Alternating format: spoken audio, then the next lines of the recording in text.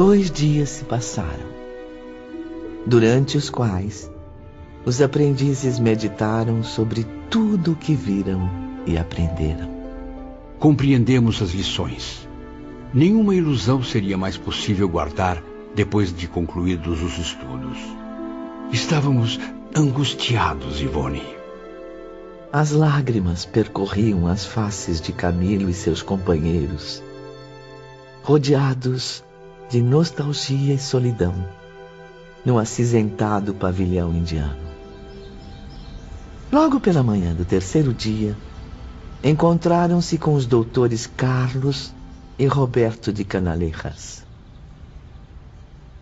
Vamos, meus amigos. Um passeio pelo parque será reconfortante para todos. Tem razão, meu jovem doutor Roberto.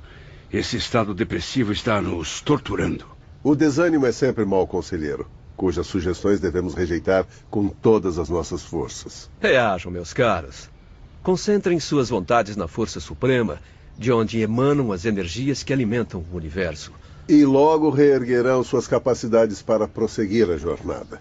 Quando se sentirem desanimados diante do inevitável, trabalhem. Procurem na oportunidade, na ação honesta, o restaurador para a crise. Nunca seremos tão insignificantes, seja na terra ou no invisível, que não possamos servir ao próximo, cooperando para o seu alívio e bem-estar. Mas o que cabe a nós fazer neste momento, doutores? De que maneira poderemos nos comprometer com os mais necessitados? Em vez de se aprisionarem neste pavilhão, dando margem a maus pensamentos que agravarão ainda mais sua angústia, venham conosco. Vamos visitar os irmãos hospitalizados que sofrem mais do que vocês, presos ao drama que também já viveram. Bom, voltemos ao hospital, para rever os amigos, os colegas, os enfermeiros que bondosamente confortaram seus corações abatidos. Os médicos que auxiliaram vocês a expulsar da mente as impressões desanimadoras. Concordaram. O dia todo, acompanhados pelos doutores de Canalejas, visitaram novos enfermos, ofereceram palavras solidárias aos recém-chegados do Vale Sinistro. Sim, Ivone. Abraçamos Joel e os demais amigos que velaram por nós durante dias e noites. E apresentamos homenagens aos nobres psiquistas que tantas vezes restauraram nossas energias. Um suave alívio, então, reconfortou suas apreensões, ensinando-os a buscar tréguas para as próprias dores, aliviando as dores alheias. À tarde, já de volta ao albergue, um mensageiro comunicava aos aprendizes. Boa tarde. Boa tarde. Boa tarde. Venho anunciar uma solicitação do irmão Teócrito. Deverão comparecer amanhã à sede da vigilância. A sede da vigilância? Mas com que objetivo? Os senhores se reunirão à caravana espiritual que partirá para a Terra. No dia imediato, logo ao amanhecer, o irmão Teócrito reunia-se com Olivier de Guzmán em seu vasto gabinete. Soube que não fará parte da caravana, irmão Teócrito. É verdade? Sim, meu caro Olivier. Tenho importantes afazeres aqui na colônia espiritual, relativos à chegada de novos internos. No entanto, estarei dignamente representado pelos meus auxiliares. Romeu e Alceste. Sem dúvida, executarão mais um belo trabalho, zelando pelos interesses dos aprendizes, enquanto se encontrarem em liberdade visitando a Terra. Porém, ambos deverão fazer isso sem serem percebidos. Não podemos privar os internos do mérito e da responsabilidade. Certamente. E quem os acompanhará pessoalmente na comitiva? Carlos e Roberto de Canalejas, Ramiro de Guzmán, Padre Anselmo e outros nobres instrutores que já conhecem. Também farei parte do comboio com muita honra, irmão Teócrito. Mas é claro, Olivier. Será responsável pelas instruções que se tornarem necessárias, dependendo da conduta dos aprendizes.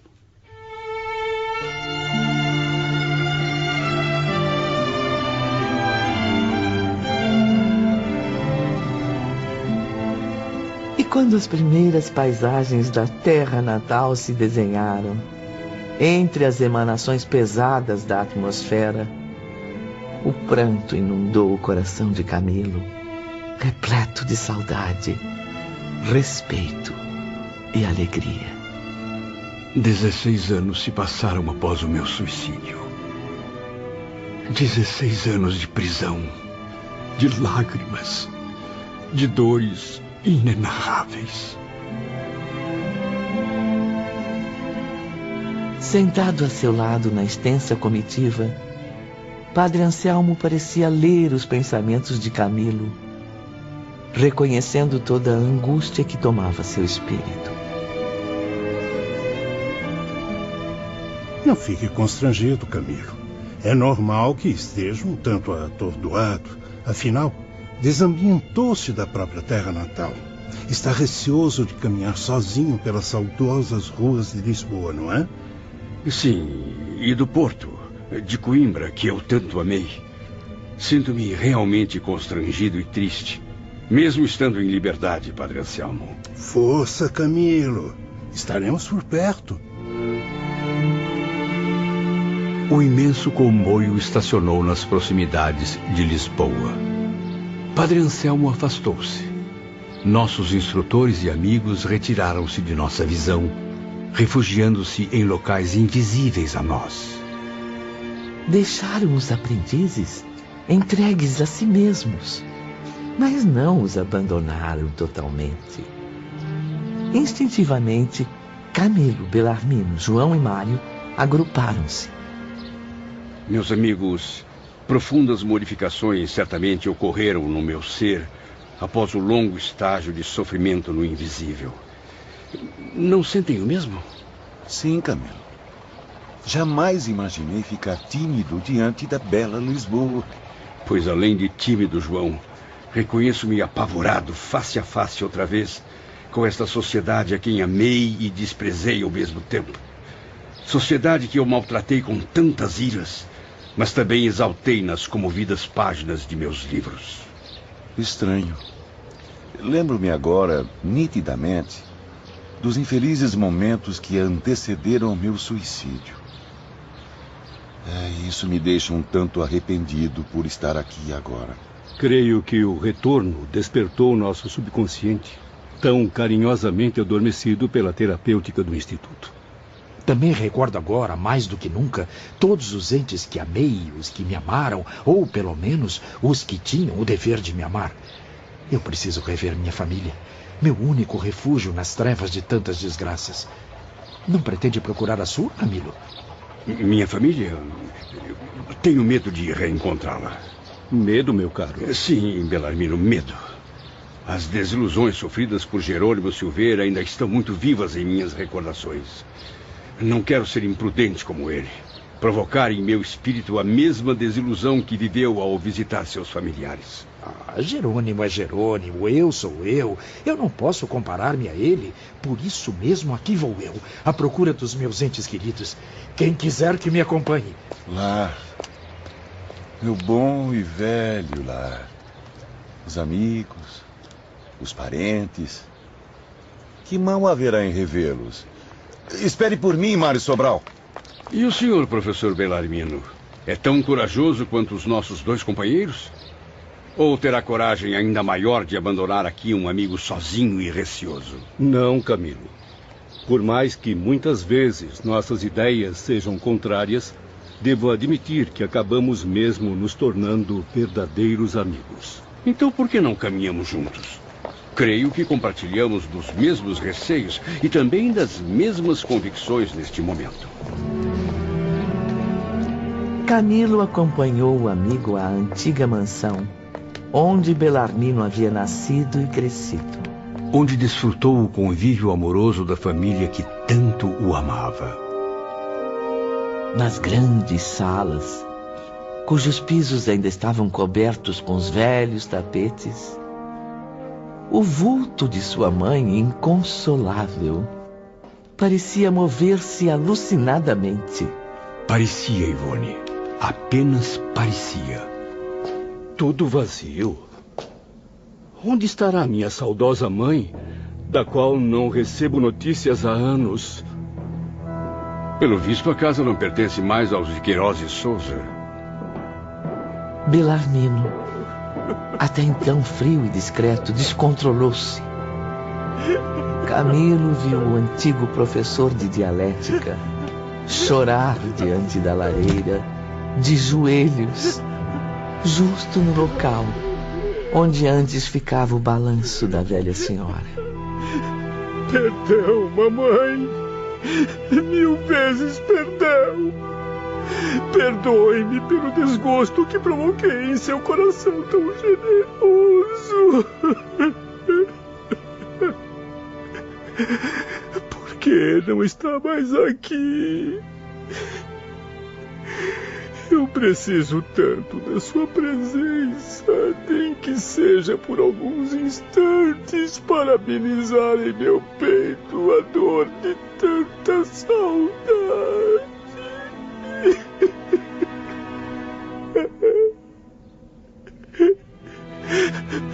Camilo, pelo amor de Deus, ajude-me a procurá-la. Ela deve estar aqui em algum lugar. Acalme-se, professor, acalme-se. A casa deve estar vazia há muito tempo. Olhe bem, não há nenhum espírito encarnado por aqui. Não. Não pode ser. Será que... Belarmino, para onde está indo? Espere por mim. O experiente professor, agora mero aprendiz, dirigiu-se aos fundos da gigantesca mansão, ao jazigo da família, onde repousavam as cinzas dos seus antepassados. Aqui. Ela só pode estar aqui. E realmente, Ivone, o nome da mãe de Belarmino lá se encontrava, gravado no túmulo, ao lado do dele.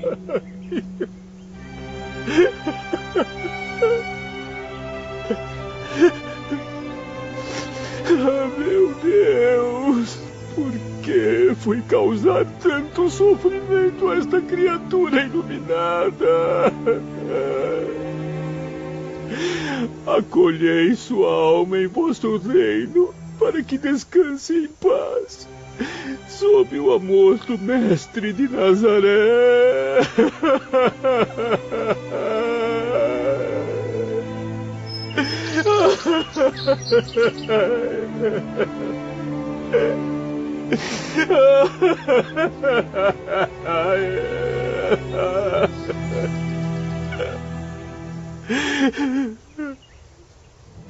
E se algum dia eu vier a ser merecedor da verdadeira felicidade, que seja de reencontrar minha mãezinha.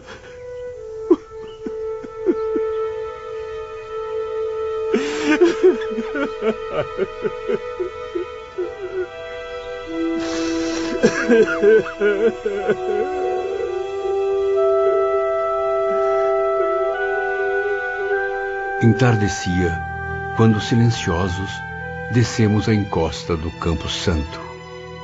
Procurei, na medida das minhas possibilidades, levantar o ânimo do amigo querido, enquanto vagávamos pelas ruas. Será fácil deduzir quanto ao destino de sua venerável mãe, meu caro Belarmino. Ela não estará com certeza enclausurada naquele cárcere de mármore e podridão, destruindo-se com os últimos elementos materiais que ali se escondem, uma vez que nem você lá se encontra. É verdade, Camilo. Com a graça de Deus, você está certo. Sendo nós dois portadores de personalidade eterna, ela também há de ser. E como nós, se encontrará em local apropriado à sua nova existência. Mas nunca num poço de um túmulo. Sim, eu já havia pensado nisso, Camilo. Porém, onde estará? Em que local do infinito invisível? E por que será que nunca mais, sendo eu imortal, pude encontrar minha mãe querida? Pense bem, meu amigo. Nada acontece por acaso. Por quê? Por que não a contemplei jamais, refletida nos possantes aparelhos de nossa enfermaria em visita telepática? Será que eu a verei algum dia? Desculpe-me, Belarmino, mas sua mãe compartilhava das crenças materialistas que você ensinava, não? Certamente. Tivemos sempre as mesmas convicções. Pois como desejaria, então, que ela vivesse a orar por você por meio da sensibilidade de um médium? Assim, é claro. Seria mesmo uma contradição à sua ideologia. Mas o que posso fazer agora? Será que também sofrerei o castigo de jamais rever minha mãe? Vamos perguntar aos doutores de Canaleiras. Não tenho dúvidas sobre a possibilidade de revê-la. Se tudo o que nos tem envolvido desde que desencarnamos impõe-se pela justiça da lógica, a mesma lógica irá conduzi-lo a revê-la, mais cedo ou mais tarde. Sim.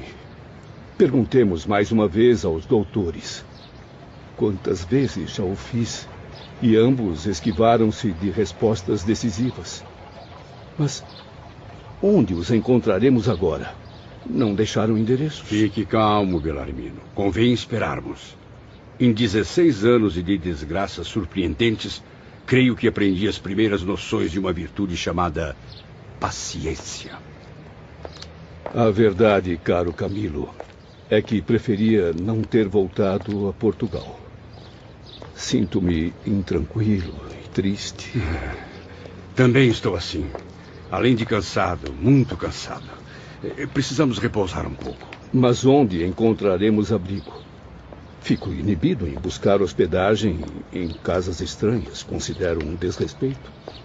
Mas o que acha de procurarmos os velhos amigos? Também não seria conveniente, Belarmino. Não podem nos perceber, o que os torna ainda mais respeitáveis. Participar de sua intimidade como intruso seria muito indiscreto. Os dois vagaram durante horas pelas ruas da capital portuguesa. Porém, em vez de sentirem-se acolhidos, continuavam com a mesma impressão de desamparo. Que tal se repousássemos naquele orfanato? Pobres criancinhas. Creio que não somos espíritos aptos a lhes trazer boas vibrações. Não convém, meu amigo, não. Então, o que faremos? Descansaremos ao relento ou sob as sombras do cemitério? Ah, meu Deus! Não haverá ninguém que possa nos ajudar? Mas como não pensei nele antes? Fernando! Quem? Sim, Fernando de Lacerda. O médium inesquecível cujas preces tantas vezes me confortaram. Sim, Fernando. O coração boníssimo que continua incansável e piedoso como ele só, a cativar-me com suas constantes visitas mentais. Mas por acaso sabe onde ele reside, onde trabalha, os lugares que costuma frequentar? Dirigiram-se então para a casa do médium Fernando de Lacerda, que os abrigou em sua casa. Alguns dias de permanência ao lado de Fernando e seus companheiros foram suficientes para readaptar Camilo aos fatos terrenos. Sim, Ivone. Adaptei-me novamente à vida social, porém ainda muito constrangido. Sentia falta da sociedade invisível a que já me habituava. E Fernando compreendia meus sentimentos. É o momento ideal, Camilo, para seguir as recomendações do irmão Teócrito. Exatamente, Fernando. Já reuni ideias e decidi realizar um novo projeto. Mas que ótima notícia, meu irmão. Preciso, antes de tudo, voltar a esclarecer aos meus antigos amigos, colegas, editores e até aos adversários que o suicídio não conseguiu tirar a minha vida. Muito menos a sua inteligência e o seu poder de ação, meu caro. Passei a escrever, então, falando a sensitividade de Fernando. Servia-me de sua mão como uma luva que calçasse a minha própria mão. Por intermédio dela, escrevia longas cartas a amigos do passado que a morte não me fez esquecer. Noticiava com sinceridade os relatos verídicos de minha experiência no além-túmulo. Camilo procurou identificar-se pelo estilo literário com que o conheciam na terra. Porém, o seu gesto não lhe permitia mais vaidades. Pretendia utilizar meu talento para reportar tudo o que havia passado no mundo espiritual. No entanto, Ivone, precisava preparar o ambiente. Meu objetivo era avisar a todos, antes de mais nada, que eu continuava vivo, bem vivo e pensante, mesmo após a tragédia. Meu desejo era revelar-me àquela mesma sociedade que me conheceu, congratulá-la com as boas novas de que, assim como eu, ela também era imortal. Preveni-la, enfim, cuidadosamente dos perigos existentes atrás das armadilhas forjadas pelo suicídio. Mas, apesar de sua boa vontade e da dedicação do generoso Fernando, Camilo não obteve êxito.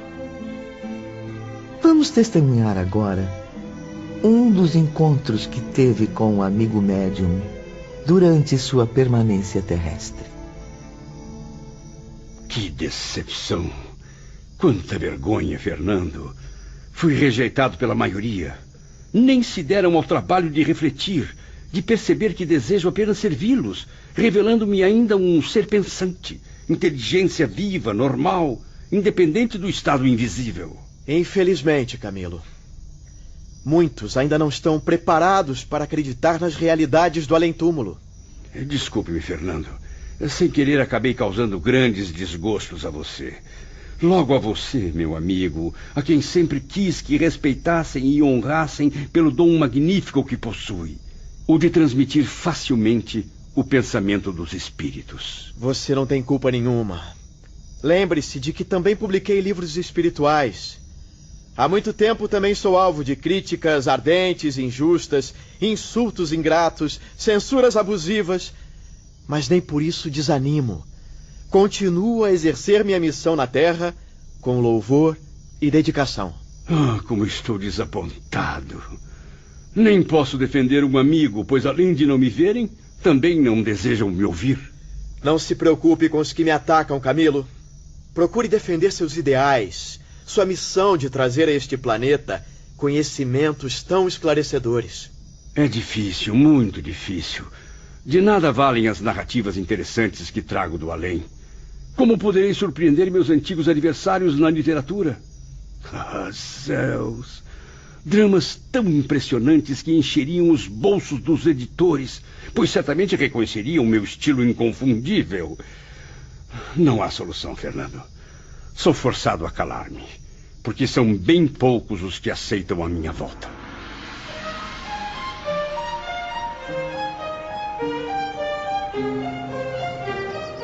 Numa tarde de sol, um mês depois da chegada de Camilo a Portugal, quando os perfumes amenos dos arbustos se misturavam ao sugestivo aroma dos pomares fartos, retornei sozinho e pensativo, num gesto precipitado, à minha casa em São Miguel.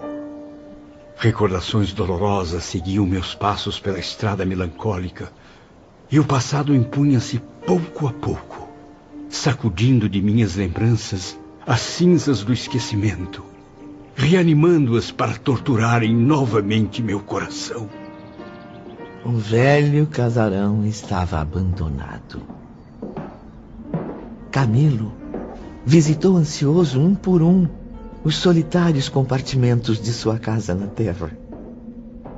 Enquanto isso, seu raciocínio era tomado de profunda amargura, empurrando-o para trás a cada lembrança daquela vida repleta de decepções.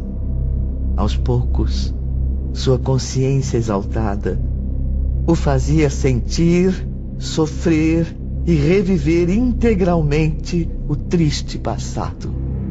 O insuportável convívio da intimidade doméstica que as velhas paredes testemunharam, as desarmonias constantes, o peso pavoroso dos pensamentos viciados pela insatisfação, a aflição das trevas que se confirmavam, tapando-me a luz dos olhos que cegavam.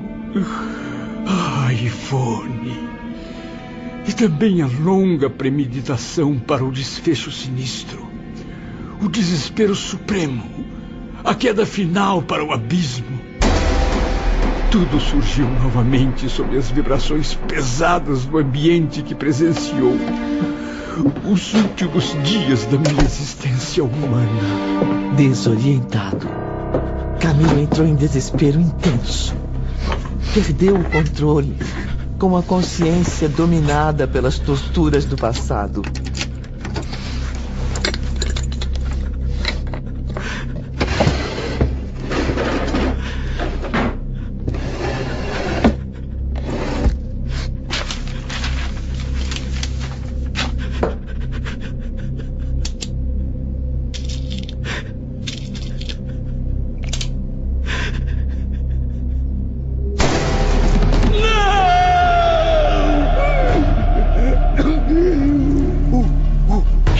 Meu Deus!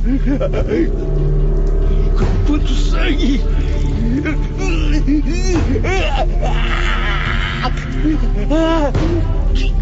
Que dor insuportável!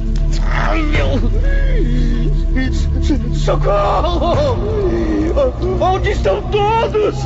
Ana! Ana! Venha me ajudar! Estou morrendo!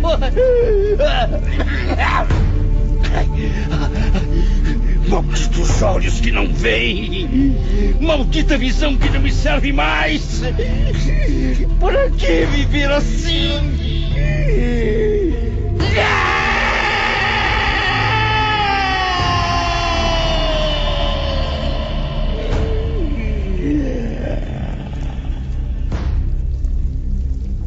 Perdão, meu pai.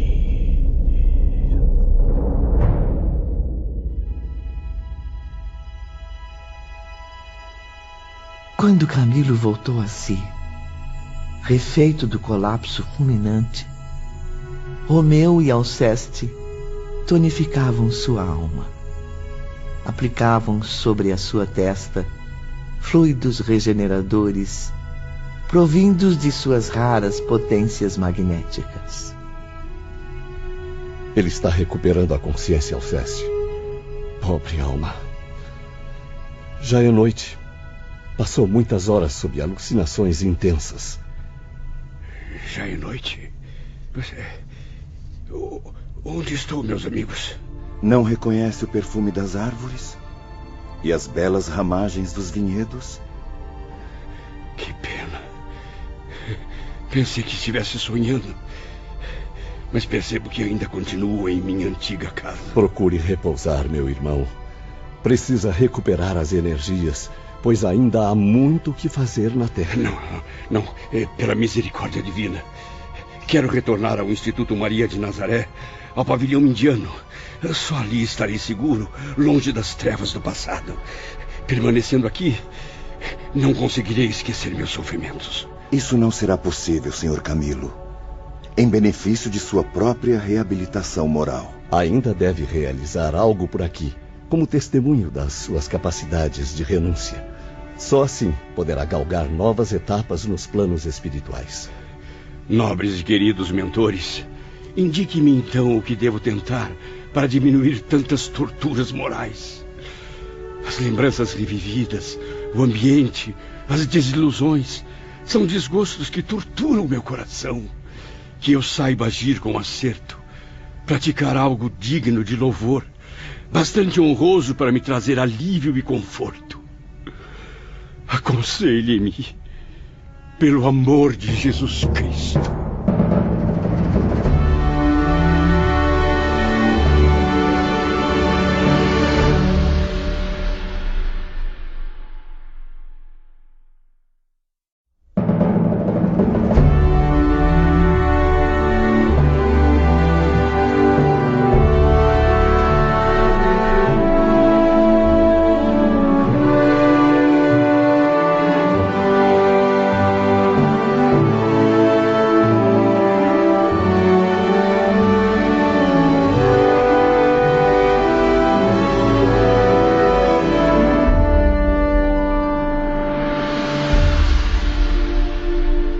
Depois das súplicas de Camilo, as imagens formosas de Romeu e Alceste desfaziam-se aos poucos, enquanto respondiam a ele com uma pergunta.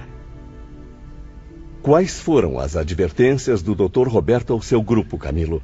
O que ele disse aos senhores, na véspera da descida para a Terra? Sim. Lembro. Roberto disse-nos para aliviar nosso sofrimento, levando auxílio a sofredores em situações mais críticas. E que nos reanimássemos ao contato dos bons e sinceros amigos, cujos corações fossem fortes o bastante para aquecer o frio do nosso desânimo. Então faça isso. Siga os conselhos de Roberto.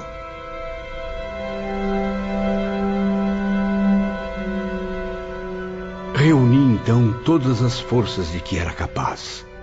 Impus serenidade aos sentidos e orei também, pedindo socorro e proteção a Deus.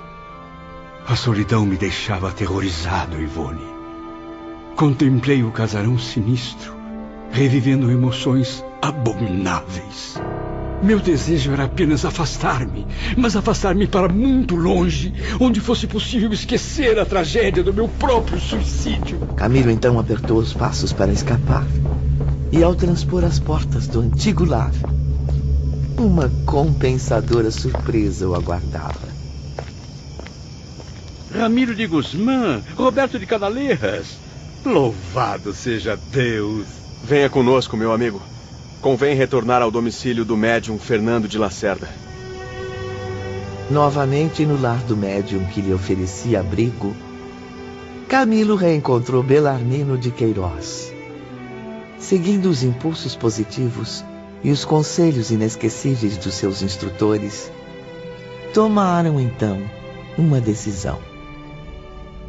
Organizaremos uma espécie de associação de classe. Precisamos entrar em contato com o Mário, João e outros aprendizes que possam ter a mesma disposição, Fernando. É uma ótima ideia, Camilo. Estudar e realizar ações que combatam as ideias de suicídio. Não apenas combater as ideias, mas também a predisposição que contamina diferentes classes sociais. Tem razão, Belarmino. Através dos nossos testemunhos francos e minuciosos sobre a realidade do mundo em que vivemos, seremos capazes de alterar muitos destinos para melhor.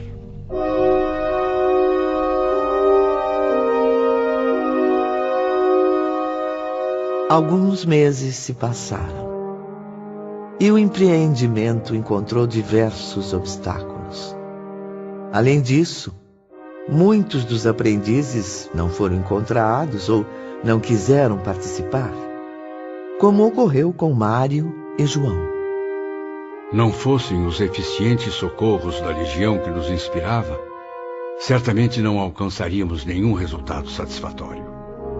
O objetivo no início era promover relações amistosas e sérias, conversas interessantes, notícias úteis para todo o gênero humano. Mas, acima de tudo, tendíamos a advertir os homens do perigo desconhecido que o suicídio representa.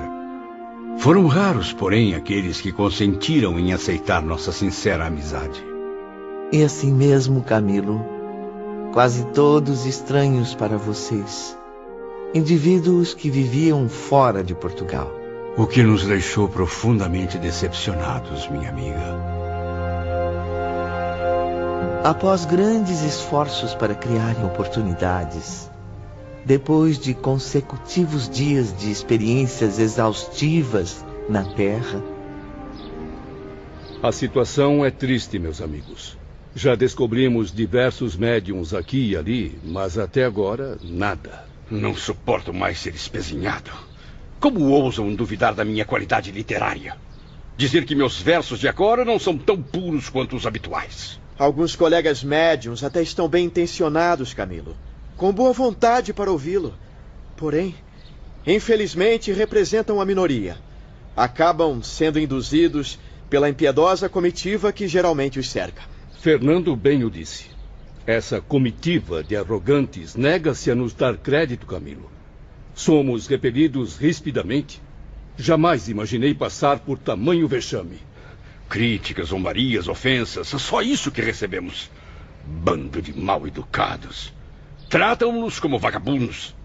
Já fui chamado até de mistificador e mal-intencionado. Já tentamos, por diversas vezes, narrar as surpreendentes aventuras causadas pelo suicídio ou descrever a vida do além-túmulo, mas sempre desviam as atenções dos assuntos sérios. Compreendo sua indignação, meus amigos. Muitos médiuns ainda preferem tratar de banalidades e questões medíocres, o que também me causa enorme decepção.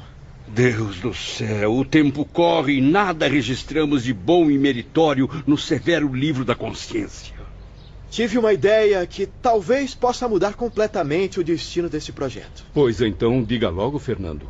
Suas ideias serão sempre bem-vindas. Após vários meses de inverno, o dia amanheceu claro e ensolarado em Lisboa, não notaram?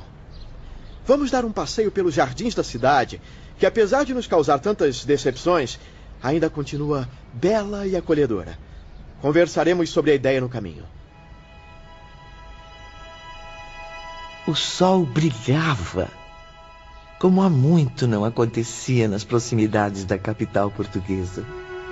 Camilo, Belarmino e Fernando caminhavam entre as frondosas macieiras e a sugestão do médium era muito bem recebida.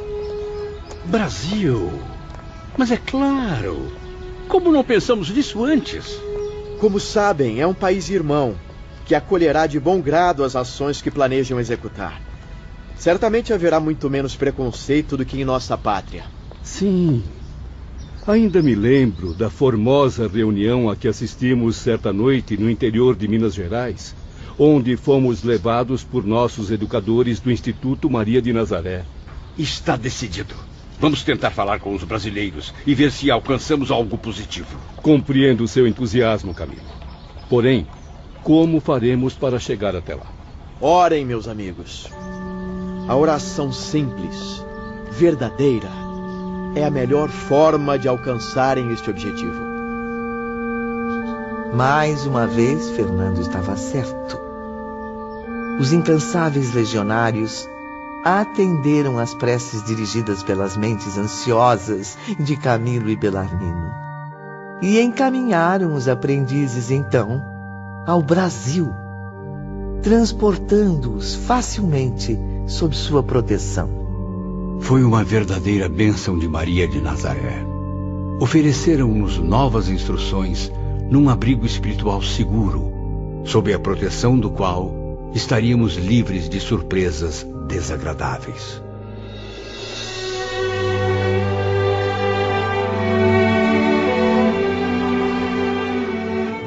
Já em terras brasileiras, iniciaram então uma luta árdua e exaustiva. Tentaram todos os recursos de que podiam dispor, a fim de reunirem médiuns brasileiros para o projeto. Humildes, dóceis, amorosos, sinceros no desejo de servir. Encontramos vários deles que poderiam aliviar nossas aflições, suavizando nosso calvário de reparações e experiências. Sob o luar envolvente do Planalto Central, Camilo e Belarmino reuniam-se com Mário e João, que foram convencidos a participar do projeto. Creio que poderemos contar com médiuns muito caridosos, meus amigos. Utilizar suas faculdades para os trabalhos literários. Mas a tortura do idioma, isso vai tornar difícil a nossa tarefa. Tem razão, Mário. E por que, Camilo, os homens não se entendem num idioma que se torne universal, que tanto a nós espíritos quanto a eles conceda possibilidades brilhantes?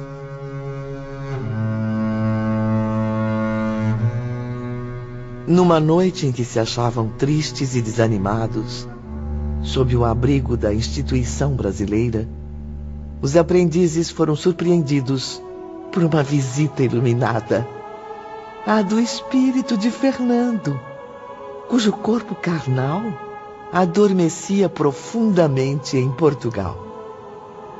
O jovem doutor Roberto também fazia companhia aos desolados aprendizes. Fernando, nobre amigo, como sua presença nos conforta sempre. Orei em seu benefício ao me recolher, meus irmãos. Estava impressionado com suas frequentes aparições em minha mente e não tardei a descobrir onde estavam. Ainda bem que veio. Como já deve saber, passamos por grandes dificuldades também aqui no Brasil. Procurem orar com mais frequência, criando meios de comunicação mais diretos com nossos mentores espirituais. E saibam que continuo à disposição para ajudar os amigos no que for preciso. Confesso que estou pensando seriamente em desistir e clamar para que me deixe retornar ao Instituto e antecipar meu pedido de reencarnação. Não, João de Azevedo, não se dê por vencido, pelo amor do Todo-Poderoso. Continuem a se comunicar com o mundo, nem que seja somente por meu intermédio. Mas como, Fernando? Se esse mundo não quer escutar os espíritos, quer apenas que ouçamos suas críticas humilhantes. Se em vez do que vem tentando inutilmente procurassem ser agentes da legítima caridade, já seriam vitoriosos. Sim, a caridade, meus amigos, permita-me recordar, é a generosa redentora daqueles que se desviaram da rota divina. É o caminho mais rápido para a regeneração. Por isso mesmo, o sábio mestre da Galileia ofereceu-a como ensinamento supremo à humanidade. Reparando o ato brutal que cometeram, poderão praticá-la, servindo a sua e a causa alheia ao mesmo tempo. Não percebe, Dr. Roberto, que estamos dispostos a transmitir mensagens positivas ao homem, mas é o próprio ser humano que as repele? Há outras maneiras de praticar o bem, meus irmãos. Crescem nas camadas sociais terrenas, assim como nas invisíveis, problemas dolorosos a serem solucionados, infinitas modalidades de desgraças, desventuras amargas a afligirem o planeta, requisitando o auxílio fraterno de cada coração generoso. Nos hospitais, nas prisões, nas residências humildes, como na opulência dos palácios, por toda parte encontram-se mentes incompreendidas e desesperadas, corações angustiados por problemas insolúveis neste século. Mas não vê que estamos tentando, de certa forma, ajudar a humanidade por meio dos contatos mediúnicos? Em qualquer lugar onde haja descrença, onde a infelicidade se misture à revolta e onde, enfim, a vida se converteu em fonte de egoísmo, haverá a possibilidade de uma queda nos abismos do suicídio. Infelizmente. Esforcem-se por encontrar tais recantos. Estão por aí, a cada passo. Em nome da sua experiência, aconselhem o pecador a deter-se. E indiquem a ele a única força capaz de erguê-lo da desgraça para conduzi-lo à verdadeira vitória: o amor de Deus. Confortem a mente dos infelizes, exercitando o bem, segredando sugestões animadoras ao coração das mães aflitas, dos jovens desesperados pelas desilusões prematuras. E das pobres mulheres atiradas ao lodo, cujas desgraças raramente encontram a compaixão alheia. E são várias essas mulheres, insultadas pela sociedade, desencorajadas de reclamarem para si também a ternura paternal de Deus. Muitos seres necessitam da proteção dos corações de boa vontade, dispostos a oferecer a luz da prece. Pois então a ofereçam, meus amigos, uma vez que também a receberam de almas generosas e ternas quando sofriam nas trevas. Narrem a eles o que testemunharam e convença-os a encarar todas as situações que os deprimem. Sim, com aquela paciência e aquele valor que faltaram a vocês, a fim de que não venham a passar pelos mesmos dramas. Então devemos abdicar agora do contato com os médiuns? Esquecer o projeto de levar ao mundo nossas mensagens esclarecedoras? Esquecer não, mas prorrogá-lo por algum tempo, Camilo. Mas até quando esperar, Fernando? Até quando encontrarem médiuns cujas vibrações se adaptem às suas. Não se preocupe com as glórias vividas, meu amigo. Elas despencaram com você nos abismos do passado que não soube honrar. Evite a vaidade de se identificar nos discursos ou mensagens psicografadas através dos médiuns. Ainda que afirme grandes verdades, não será como antes. Seu nome glorificou-se de enorme popularidade sobre a Terra, e a Terra não se conformará em vê-lo retornar filtrado pela mente humilde de médiuns desconhecidos. Prefiram, portanto, as ações da caridade prudente e secreta, e bem cedo reconhecerão a luz de muitas alegrias.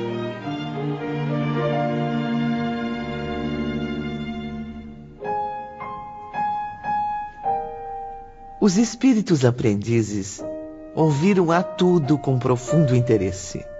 Fernando, mesmo falando através do corpo astral, parecia inspirado por alguém muito especial do Instituto Maria de Nazaré.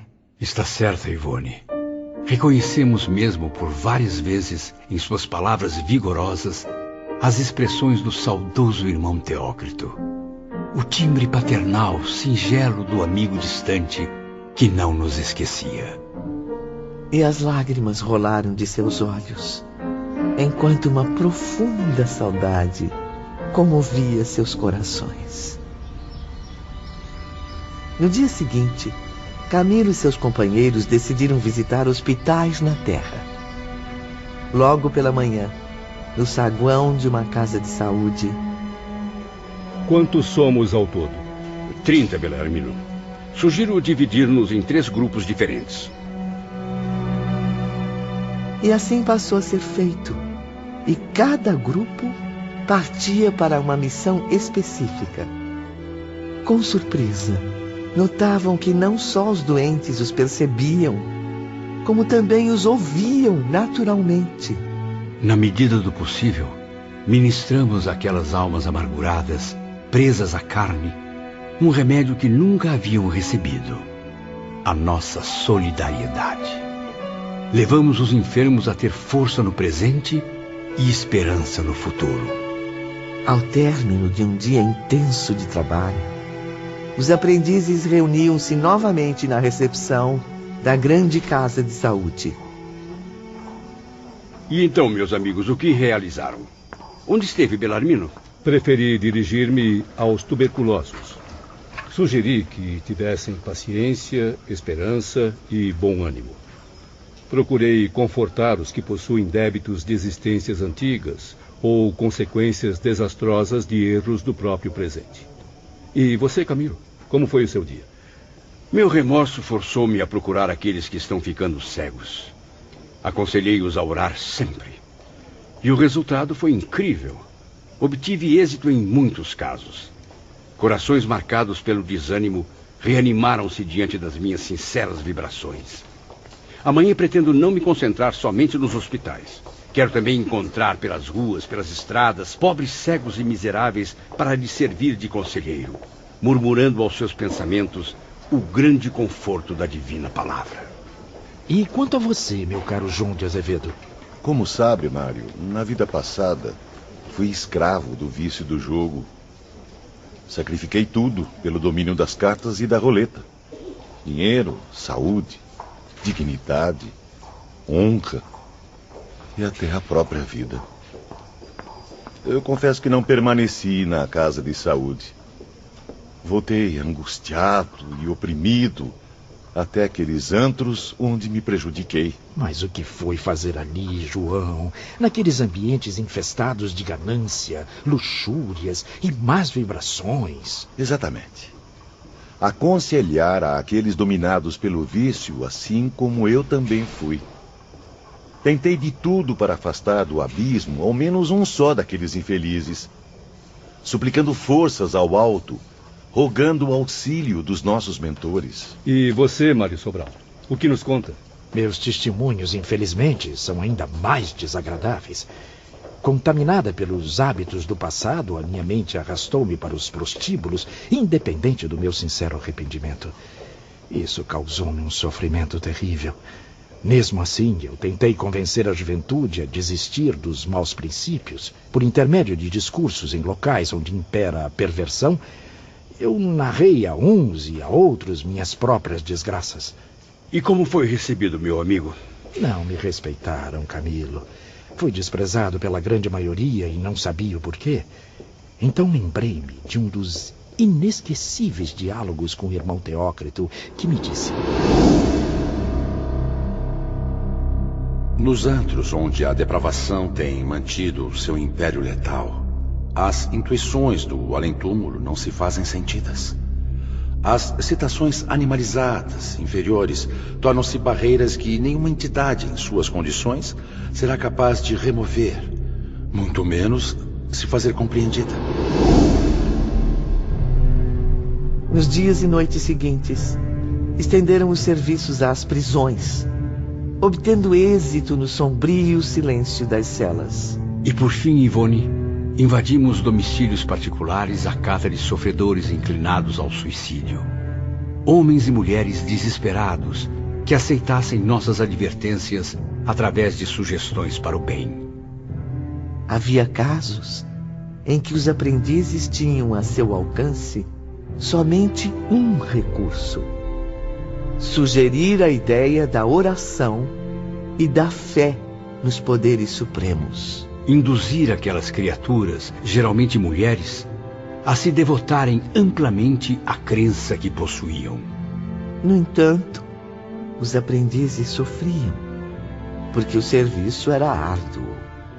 Uma tarefa intensa demais para penitentes, cujo único mérito estava na sinceridade com que agiam, na boa vontade para o trabalho reparador. Foi assim que viajaram pelo interior do Brasil, procurando, quanto possível, prevenir-se contra aquela triste tendência observada por seus guias e instrutores. Por falar neles, vamos acompanhar agora o diálogo entre os doutores de Canalejas e Ramiro de Guzmán, num dos abrigos do mundo invisível. A situação é grave. Muitos brasileiros apresentam esse impulso, Roberto. Os casos de suicídio no Brasil geram mesmo estatísticas preocupantes, meu pai. Admiro o trabalho que Camilo Botelho e seus companheiros estão realizando. O irmão Teócrito acaba de enviar uma mensagem parabenizando-os. Carlos e Roberto, têm alguma notícia sobre o paradeiro dos aprendizes neste momento? Sim, Ramiro. Estão agora no Nordeste brasileiro, bem no meio da severa caatinga.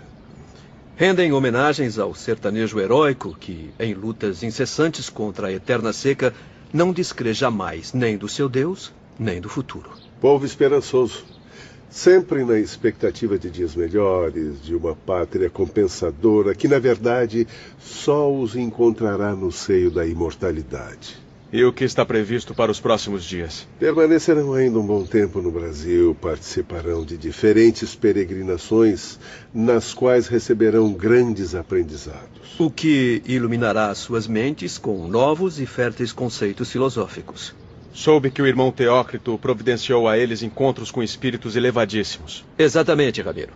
Representantes da direção espiritual das terras brasileiras, a exemplo do Dr. Bezerra de Menezes e o brilhante poeta Bittencourt Sampaio. Ambos oferecerão aos aprendizes exemplos comoventes, notáveis, colhidos do cotidiano de muitos brasileiros. Bem conheço esses exemplos, meus caros. E se também conheço os pupilos do nosso instituto, certamente irão chorar de compaixão e arrependimento, pois examinarão situações e sofrimentos impressionantes. Desgraças infinitamente superiores às que os levaram a cometer o ato covarde do suicídio. É fato, meus amigos. Nordestinos, amazônicos e mesmo nativos do centro do país suportam tudo com coragem, até mesmo a indiferença de seus compatriotas mais felizes, com o pensamento vigoroso daquele que sabe crer, que sabe esperar. Passaram-se algumas semanas. Tempo de muitas descobertas e eternas lições. Entretanto, Mário Sobral distanciava-se pouco a pouco das possibilidades de outro futuro, senão a breve reencarnação. Numa de nossas reuniões, da qual mais uma vez ele não participava... É notório, meus caros. Mário não nos acompanha em mais nenhuma ação caridosa. Falta frequentemente às expedições de visita aos sofredores, esquecendo-se dos deveres sagrados que deve cumprir para a própria reabilitação. O contato com a sociedade terrena o envolveu novamente com as antigas paixões mundanas. Já o vi inúmeras vezes entrando em locais degradantes. Mas quem garante que não vai a esses lugares converter as criaturas perdidas? Que mal haverá em preferir esses ambientes para as atividades reparadoras? Não seja ingênuo, João. É mero pretexto.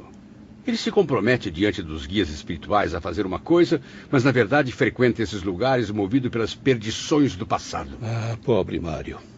Se continuar assim, pressinto que irá retornar às baixas esferas do vício. Várias vezes Alceste e Romeu procuraram convencê-lo a frequentar outros ambientes. Infelizmente, porém, a paixão por Eulina ainda o conduz a este presunçoso desejo de redenção.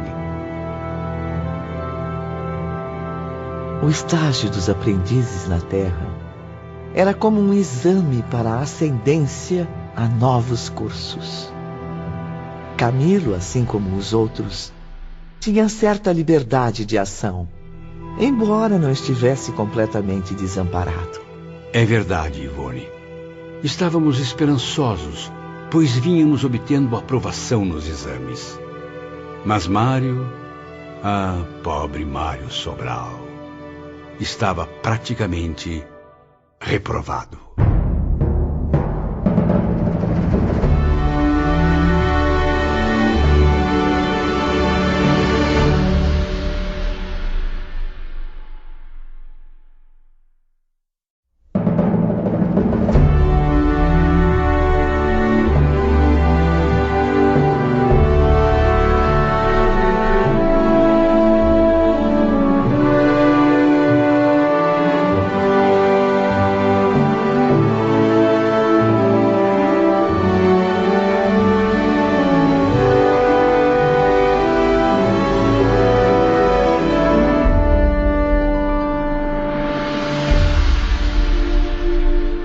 Meses depois, os aprendizes regressavam ao Instituto Maria de Nazaré no mundo espiritual.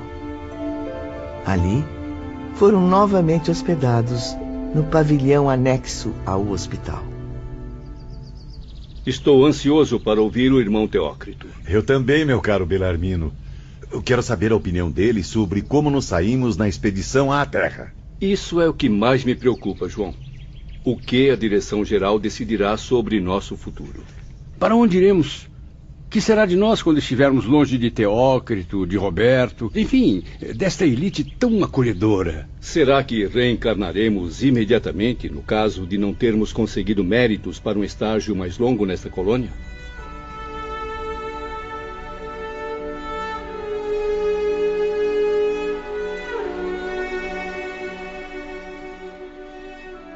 Entre muita ansiedade e expectativa, foram surpreendidos dias depois com a visita de Jerônimo, acompanhado do assistente Ambrósio.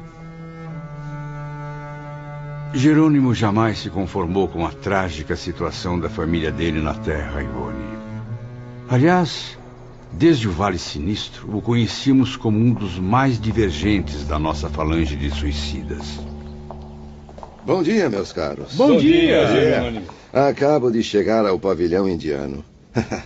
Como é bom respirar novos ares antes da árdua missão que terei de enfrentar. Mas que grata visita, logo pela manhã. Acabamos de sair do gabinete do irmão Teócrito, que está muito confiante. Sim, fui me despedir dele e de seus auxiliares, espíritos de altíssimo valor moral. Vim também dar adeus a vocês, meus amigos. Serei encaminhado ainda esta semana ao recolhimento para cuidar dos preparativos da reencarnação. Por que não adia um pouco mais a volta às provações terrenas, amigo Silveira? Pelo que me consta, não é obrigatório em determinados casos esse constrangimento. Quanto a mim, pretendo prorrogar o máximo possível a permanência aqui. Por que não faz o mesmo, caro amigo? Absolutamente, Camilo. Não convém aos meus interesses pessoais adiar por mais tempo o cumprimento do dever. Mas encontra-se mesmo preparado para assumir as consequências? Sim, Belarmino. Fui especialmente preparado pelo irmão Miguel de Santarém e pelo irmão Ambrósio, meus dignos tutores. Depois de muito ponderar, cheguei à conclusão de que devo realmente renovar a existência humana o quanto antes. Meus erros foram graves e as minhas responsabilidades aumentaram. Preciso expulsar da consciência os reflexos desonrosos do passado. E só obterei êxito voltando ao teatro da vida humana. Quer dizer, então, que renascerá no Porto mesmo? Sim, amigos. E Deus seja louvado, renascerei no Porto, em Portugal, como no passado. E uma grande fazenda me servirá de lar. E já sabe como será sua nova condição social? Serei novamente uma pessoa rica. Cuidarei de capitais financeiros, tanto meus quanto alheios.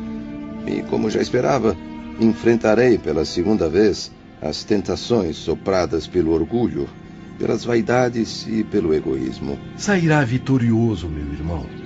Todos aqui acreditam nisso, desde os aprendizes aos mais sábios mestres espirituais. Subirei no conceito dos meus semelhantes. Serei figura honrada e importante, o mesmo, tal como fui na vida passada. Apenas não mais o conhecerão sob o desonrado nome de Jerônimo de Araújo Silveira. Sim, porque receberei outro ao nascer, a fim de proteger-me da vergonha que segue meus passos. Realizarei tudo isso como penitência, a terrível prova de ser rico. Compreendo.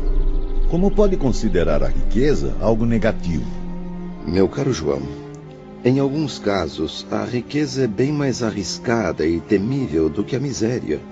Mais difícil de conceder méritos ao seu infeliz possuidor. Como se sente agora, Jerônimo, à beira de um novo berço, reencarnando para ressarcir antigos delitos? Profundamente comovido, Camilo, em verificar a bondade de Deus, concedendo-me a graça do retorno protegido pelo esquecimento, pelo disfarce de um novo corpo carnal, um nome novo, a fim de que minha desonra do passado não seja reconhecida pela sociedade terrena. Jerônimo está confiante e fortalecido, convicto a tentar a reabilitação perante a lei universal que infringiu, perante si mesmo, finalmente. Ambrósio está certo, pois, como todos vocês sabem, amigos, a desonra envergonha-me ainda, como no dia nefasto em que me entreguei ao suicídio, no intuito de livrar-me dela. Estou impressionado com a sua argumentação, Jerônimo. Fico muito satisfeito em verificar que não foram inúteis os esforços do irmão Santarém e do irmão Ambrósio. Sim, percebo que passou por sérias mudanças. Um efeito milagroso alterou seu modo de pensar. Porém, em que família renascerá, ó Silveira? Boa pergunta, Camilo. Quem sabe não reconheço algum futuro parente de Jerônimo. Ainda me recordo de várias famílias ricas. Ainda que eu soubesse, não poderia revelar, meu caro Sr. Botelho. Esta informação encontra-se no Santuário de Sigilos Indevassáveis, meus amigos. A lei divina não permite quaisquer revelações que possam perturbar o andamento da evolução a realizar-se. Os reencarnantes saberão quando muito apenas o local onde renascerão, até que se internem no recolhimento, onde então tudo será revelado detalhadamente. Estranho. Assisti a uma conversa entre dois reencarnantes do manicômio com seus futuros pais, e tenho ouvido dizer que muitos detalhes poderão ser fornecidos até mesmo aos homens. Também me lembro. Serão permitidas certas revelações, inclusive a leigos como os senhores, porém, somente para esclarecimentos que produzam efeitos edificantes. E também como prêmio à sinceridade das intenções e à devoção ao trabalho. E quanto às revelações a que os homens terão acesso? Aos homens, principalmente, têm sido concedidos muitos esclarecimentos. Seja para lhes servir de incentivo ao progresso, ou mesmo de conforto durante suas provações. Para a satisfação de mera curiosidade, porém, quer seja entre nós ou entre os humanos, nada será concedido de positivo. Referem-se ao que ocorreu no posto de emergência, não? Exatamente, Ambrósio. Na expedição que realizamos no Departamento de Reencarnação. Mas quem são aquelas personagens? Seus nomes? Suas residências? Uma ilha existente sob bandeira portuguesa apenas. Certa localidade do imenso Nordeste brasileiro. Convenhamos, meu amigo, que o sacrossanto segredo não foi revelado. Tem mesmo confiança na vitória da reabilitação, Jerônimo? Sinceramente tenho, meu caro professor. Mesmo sentindo-me aborrecido com a ideia de repetir ato por ato, com circunstâncias agravantes, a existência em que fracassei. Creio estar preparado para tanto, porque, se não estiver, deixarei de receber permissão de meus mentores para prosseguir na reabilitação. Difícil será compreender que desgracei minha própria família e lancei também na miséria outros pais de lares decentes. Além disso, será preciso recordar que lesei a pátria vergonhosamente. Todas essas coisas feias pesam na balança de uma consciência arrependida, Belarmino. Fé, meu amigo, fé. Pense nos seus filhos do passado. No quanto servirão de inspiração para que evolua na próxima etapa. Filhos? Não terei mais filhos comigo. Deixando de zelar pela família até o final, rejeitando no meio do caminho o honroso dever de chefe do lar, coloquei-me na desgraçada situação de não conseguir oportunidades nessa próxima existência de constituir uma família e ser novamente pai. Contudo, a fim de compensar a má atitude contra Zulmira e seus filhos, Jerônimo prometeu a Maria, mãe de Jesus, reunir esforços quando na terra, no sentido de amparar crianças órfãs, construir, de qualquer modo, abrigos que protejam a infância. Exatamente. Pretendo zelar pelos pobrezinhos como se fossem filhos gerados por mim. Será o meu ideal na existência reparadora. Deus queira que construa os abrigos para as crianças antes que a ruína financeira destrua suas possibilidades futuras, amigo Jerônimo.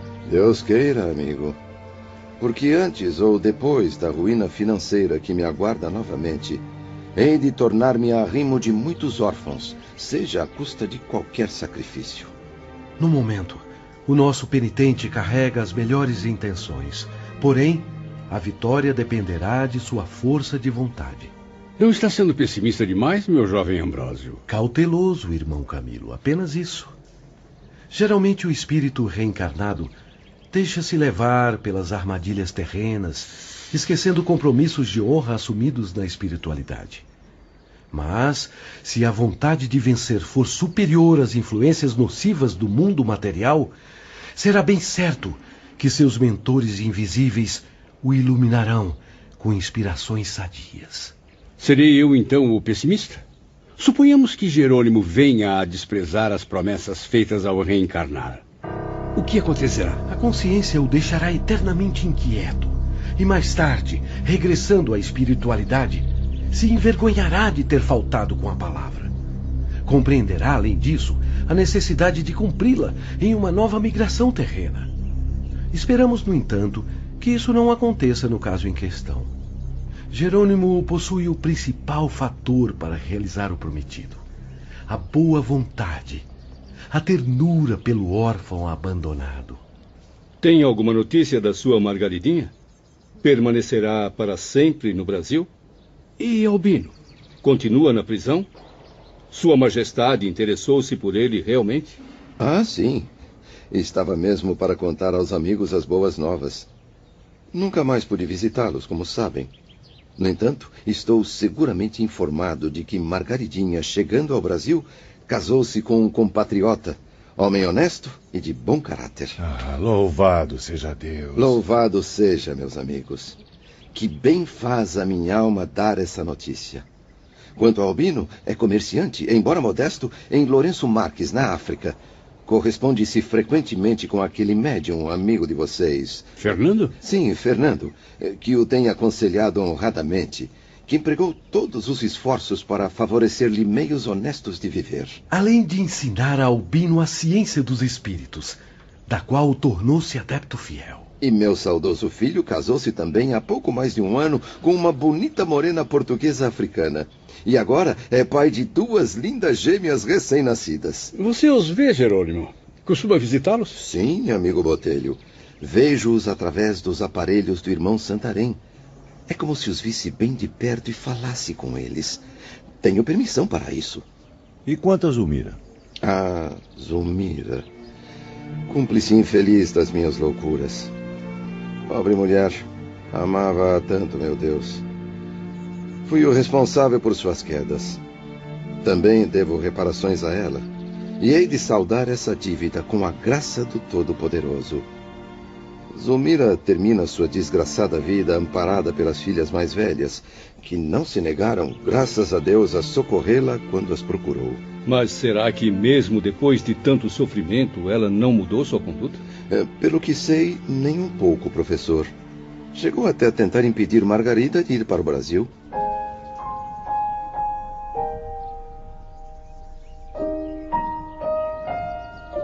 2 dias depois, Roberto de Canalejas voltava a visitar os espíritos aprendizes, levando-lhes um convite.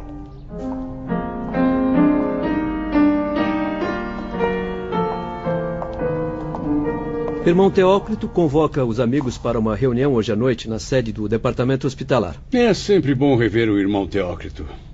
Sabe qual será o tema do encontro, Dr. Roberto? Trata-se de uma cerimônia de despedida, Camilo. Chegou o momento de se desligarem deste departamento e se habilitarem para outros caminhos, sempre em busca do progresso. Algumas horas depois... Incrível! Nunca vi tantos internos transitando ao mesmo tempo por essas ruas. Eles vêm de vários bairros próximos aos hospitais. Esta reunião interessa profundamente a todos, Camilo. A movimentação é mesmo intensa. Mas creio que a maioria dos internos pertence ao departamento hospitalar. Estou certo, Dr. Roberto? Sim, professor Bellarmino. São espíritos considerados aptos ou necessitados da renovação carnal, em consequência do grave crime que cometeram. Venham, o irmão Teócrito já nos aguarda.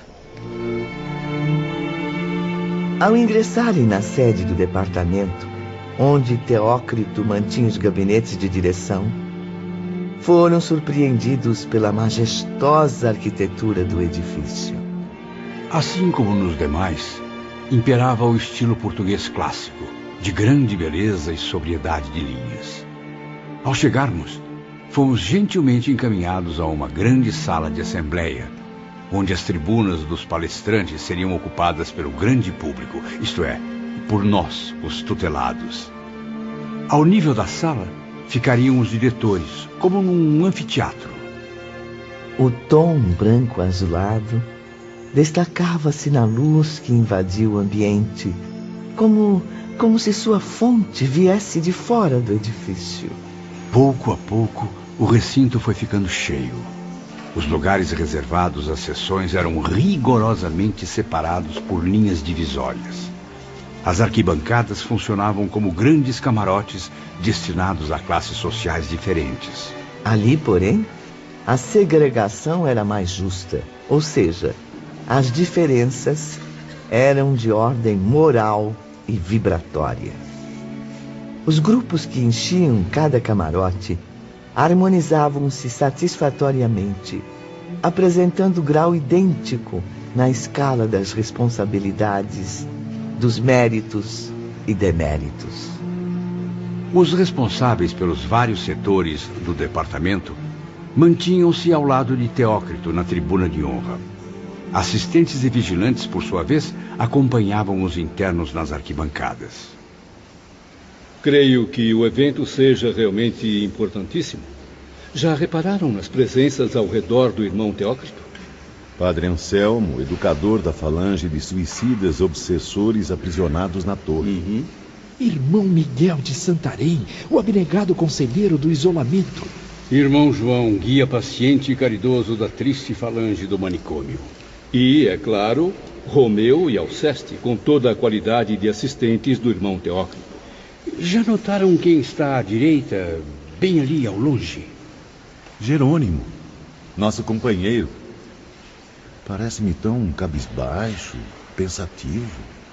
Como se chama mesmo aquele ao lado de Jerônimo? Agenor Penhalva, o obsessor convertido sob cuidados de Padre Anselmo e de Olivieri Guzmán. Reparem como está inquieto, mal consegue permanecer sentado. Pobre espírito. Vejam como está ansioso.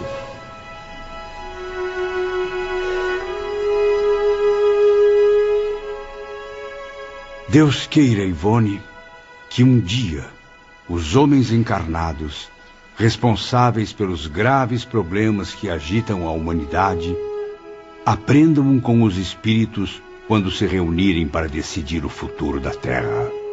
Que assim seja, meu amigo. E o futuro? Ah, o tão misterioso futuro também seria decidido naquele magnífico evento espiritual. Ali se resolveriam destinos de centenas de criaturas que deveriam se recuperar do erro a fim de seguir o caminho da luz. Momentos depois, Teócrito levantava-se, deixando irradiar do semblante fino, quase translúcido, um sorriso amável para seus auxiliares. Depois de um aceno carinhoso, o sábio diretor dirigiu-se aos aprendizes. Sua voz, porém, com as vibrações do seu pensamento, chegava doce e murmurante ao entendimento de Camilo e seus companheiros, quase de forma confidencial. No entanto, a grande plateia ouvia-o nitidamente sem que uma só palavra se perdesse. Nossos amigos da Espanha afirmaram mais tarde que o orador falou naquela noite em espanhol, o que muito os comoveu. Nós, os portugueses, porém, contestávamos, pois o que ouvimos foi o bom português clássico de Coimbra. Ao passo que os brasileiros garantiam ter ouvido o suave linguajar das terras nativas com seu sotaque peculiar. A verdade é que, mesmo entre os desencarnados, somente espíritos muito elevados, como Teócrito, poderão produzir semelhante fenômeno telepático. Saudações, caros irmãos em Jesus Cristo. E é em nome dele que desejamos a todos a gloriosa conquista da paz. Não desconhecem, meus amigos, o motivo desta reunião. É o seu futuro que aqui se delineia. O destino que aguarda a todos, desde o dia em que os portões desta colônia correcional se abriram para vocês. Têm vivido entre as alternativas de um hospital-presídio. Fizemos isso em seu próprio benefício, para que suas desgraças não se aprofundassem. Na verdade, não foram vocês que vieram a nós. Foi a caridade do Mestre Nazareno que partiu à sua procura, ansioso por recuperar seu rebanho. Romeu e Alceste também gostariam de dizer algumas palavras aos irmãos. Boa noite, caros aprendizes de Maria de Nazaré. Boa noite. Estamos aqui para comunicar a todos que, a partir deste momento, os mesmos portões que se fecharam sobre vocês abrem-se agora, permitindo a sua liberdade. Sim, são livres da tutela do departamento hospitalar, meus irmãos. Tudo o que a estes hospitais e a estes presídios competia tentar em seu benefício foi realizado. De agora em diante, novas tentativas se impõem no seu trajeto. Novas condições de vida exigirão grandes esforços de sua parte. Não desanimem, pois já compreenderam que jamais hão de morrer. Jamais conseguirão desaparecer da frente de vocês mesmos, ou da frente da criação, ou do universo. Porque são criaturas emanadas do fluido eterno da mente divina. Em vocês reside a vida eterna. Para que, então, revoltar-se contra a sua origem divina? Por que se inferiorizar na desobediência às leis da criação, se no seu cumprimento é que encontrarão a verdadeira honra, assim como a felicidade, a alegria, a paz, a glória imortal? Para que serviu o suicídio? Apenas para demonstrar a vocês mesmos o grau da inferioridade, da ignorância com que lidavam. Que aprendam com a amarga lição da experiência, meus amigos. Que as lágrimas derramadas se perpetuem. Que permaneçam nas suas consciências como advertência para os dias futuros. Com a sua liberdade garantida por lei, têm agora o direito de, por si mesmos e sob sua responsabilidade, tratar dos interesses próprios, dirigindo com o seu próprio raciocínio as provações do destino. Sim, são livres para decidir. Receberam instruções convenientes que permitem a todos o critério da escolha. Querem retornar à Terra imediatamente, tomando um novo corpo carnal? Concluíram que o retorno é indispensável à cura definitiva dos complexos que atormentam suas almas? Têm liberdade para fazê-lo, uma vez que estão preparados para tanto. Preferem ficar e cooperar conosco durante algum tempo, adiando a época do inevitável retorno, Seja aprendendo a trabalhar nas nossas equipes espirituais, seja desenvolvendo a catequese e as falanges obsessoras, ou no auxílio aos nossos hospitais? Tem autorização para escolher. Nosso campo de ação é intenso e muito vasto, e bem recebido será o voluntário que, submetendo-se aos nossos princípios, quiser colaborar para o engrandecimento do bem e da justiça. Vejam Joel, a quem tanto estimam. Entrou para o Instituto em condições semelhantes às suas. O amor de Jesus converteu-o para o bem. E apesar de tudo que ainda terá de viver na terra, resultante do crime cometido, quanto amor aos seus irmãos sofredores ele sabe oferecer. Quantos gestos nobres distribui aos internos. Por acaso desejam ficar aqui, sem nada tentar em benefício próprio, perambulando de departamento em departamento, observando fatos, presos a um inútil círculo vicioso?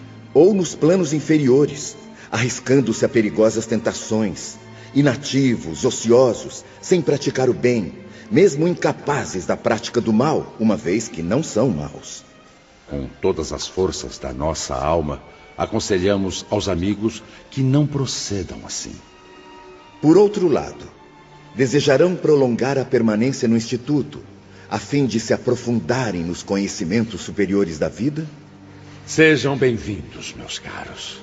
E aprendam com Jesus, o mestre dos mestres, os princípios que têm faltado a vocês. Muitos aqui presentes se encontram habilitados para esse curso preparatório. Para outros, porém, o momento ainda não chegou.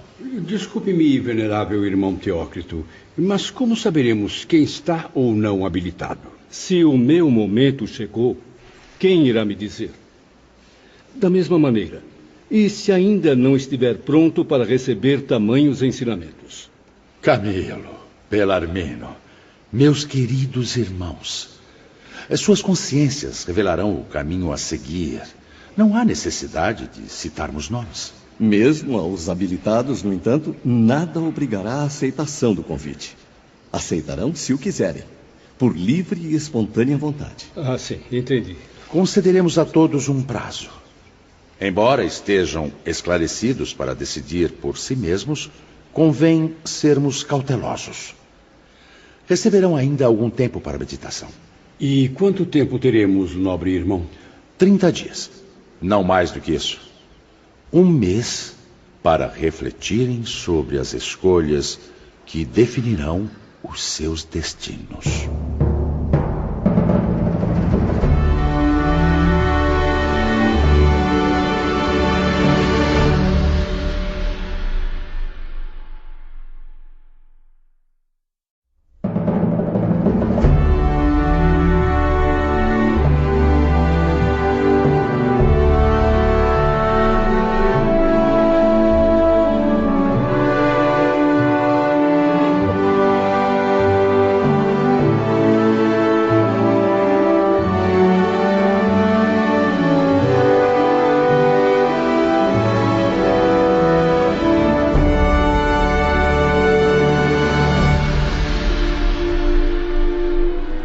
Na suntuosa sala de assembleias, irmão Teócrito prosseguia sua palestra aos espíritos aprendizes. Durante esse prazo, serão atendidos diariamente na sede do departamento, caso desejem outras informações. Além disso, serão convidados às reuniões neste mesmo local, nas quais trataremos de tudo o que, de modo geral, possa esclarecer, instruir e reanimar a todos para o futuro.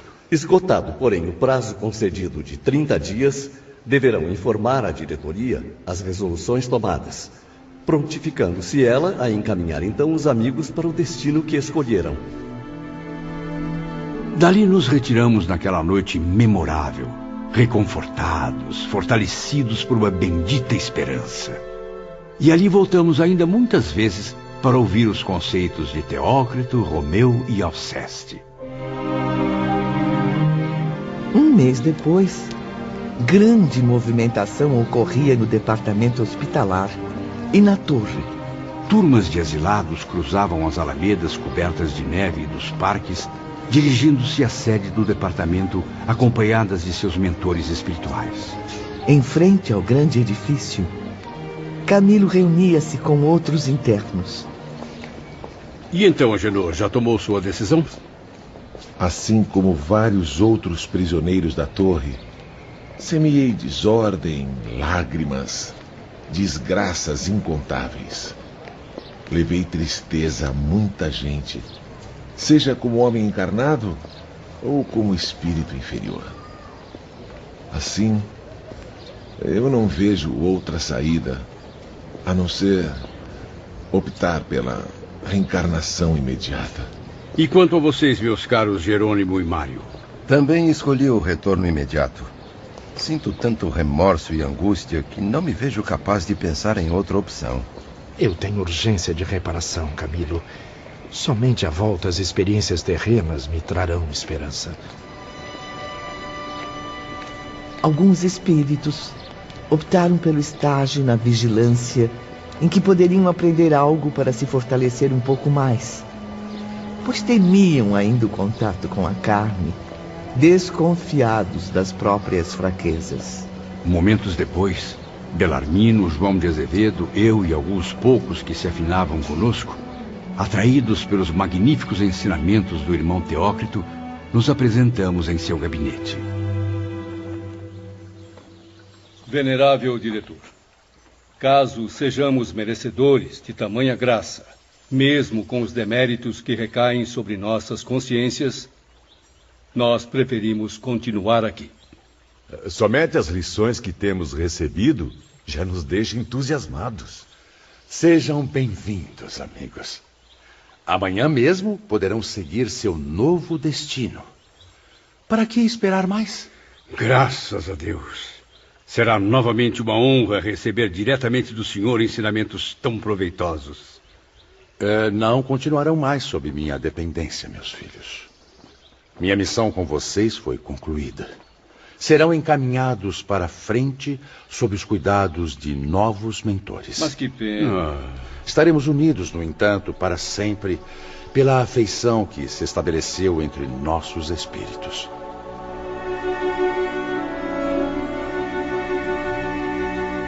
Certos de que logo no dia seguinte deixariam o departamento hospitalar, uma angústia profunda invadiu seus corações. Procuraram, então, despedir-se. Começaram pelo próprio hospital. Joel, inesquecível Joel. Sabemos que está cheio de afazeres por aqui com a chegada de novos espíritos suicidas, mas não podíamos deixar de vir. Não pensem que ficaremos longe de vocês. Ainda nos veremos muitas vezes. Paciência, meus amigos. Paciência. Carlos e Roberto, como sempre, prontificaram-se a guiá-los nas visitas de despedidas. Camilo e seus companheiros reviram e abraçaram todos os nobres mentores a quem tanto deviam. Em seguida, partimos para o departamento de reencarnação, acompanhados das gentis irmãs Rosália e Celestina. Ali davam entrada vários pretendentes à matrícula no recolhimento.